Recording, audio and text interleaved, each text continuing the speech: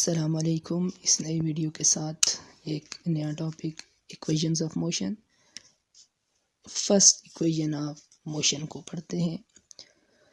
क्या है first equation of motion? First equation of motion gives the relation of final velocity vf, initial velocity vi and acceleration a। ये जो first equation of motion होती है ये final velocity vf, initial velocity vi और object जो motion में होता है उसकी एक्सेलरेशन को डिस्कस करती है।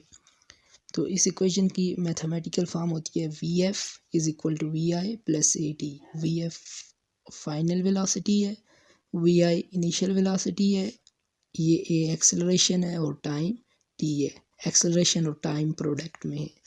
तो ये जो मैथमेटिकल फॉर्म है vf is equal to vi plus at, इसको प्रूफ करते हैं जी। इसको प्रूफ करने के लिए हम ग्राफ मेथड यूज़ करेंगे।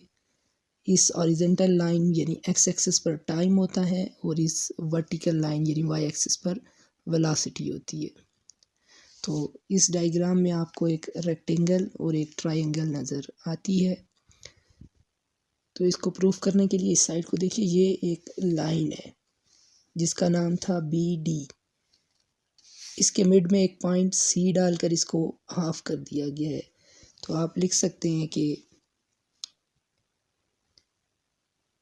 BD line is equal to DC plus CB।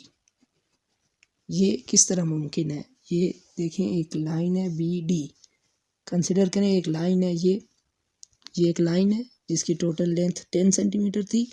इसको दो पार्ट में डिवाइड करें, यहाँ पर पॉइंट डालें, ये भी 5 हो जाएगी और ये भी 5। तो आप लिख सकते हैं 10 centimetre is equal to 5 centimetre plus 5 centimetre. इसी रीज़न की वजह से अगर एक लाइन है BD तो BD मिड में एक पॉइंट डालें C, तो आप लिख सकते हैं BD is equal to D से C प्लस C से B। तो इस वजह से आप लाइन BD को भी लिख सकते हैं DC plus CB।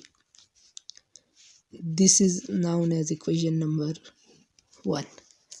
Now from graph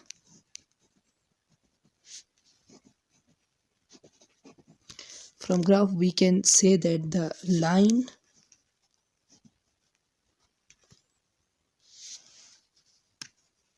BD is equal to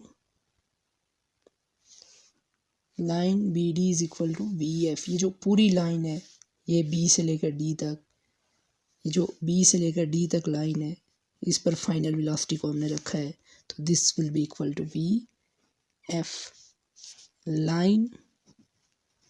अब DC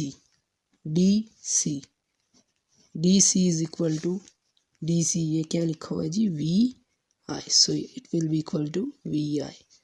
नाउ लाइन DB निकाल ली, DC निकाल ली, CB निकालते हैं। CB will be equal to, ये आपको फाइंड करना पड़ेगा क्योंकि ये देखें CB है और यहाँ पर कुछ भी नहीं लिखा हुआ, तो ये फाइंड करनी पड़ेगी। इसके लिए आप लिख सकते हैं जी as slope is equal to perpendicular over base.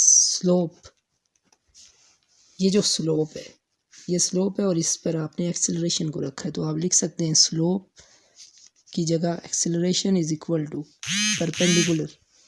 ये जो लाइन है BC ये परपेंडिकुलर है तो इसका नाम आप BC लिखेंगे, डिवाइडेड बाय बेस, ये बेस है AC।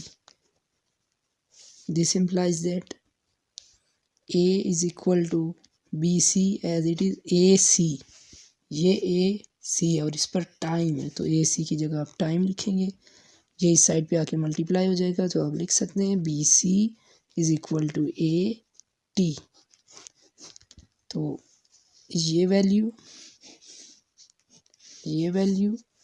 और ये वैल्यू पुट इन इक्वेशन 1, इन तीनों वैल्यूज़ को उठाकर इक्वेशन नंबर 1 में पुट करें। बल्कि आप इनको इक्वेशन का नाम दे दें, ये 2, this is known as 3 and this is known as equation number 4। यहाँ आप लिख सकते हैं put equation 2, 3 and 4 in equation 1।